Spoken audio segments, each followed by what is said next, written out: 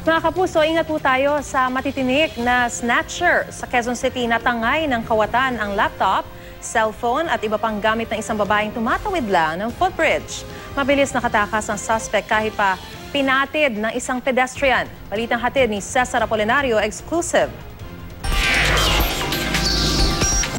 Tumitsyempo ang suspect para hablutin ang bag ng babaeng bibiktimahin sa footbridge sa Luzon Avenue, kanto ng Commonwealth Avenue, pero nabaling ang tingin ang makitang isa pang babaeng may bitbit na bag na may laptop.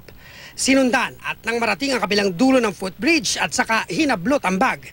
Pinatid ng isang pedestrian ang suspect na nangudngod sa semento pero muling nakatakbo at hindi na corner ng iba pang tumutugis. Oh, ayan na.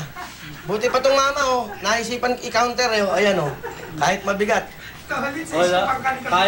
Dapat yun, pagtakbo nung nakita na nila agad, naging mabilis yung isip nila, medyo naghiwa-hiwalay sila para masakotin nila yung... Ma-corner. Oo.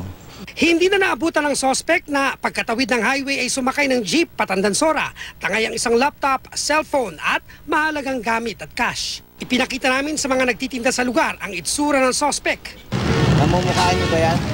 Hindi yan yung nag-i-snatch dito lagi. Iba yan? Iba pa yan? Iba pa?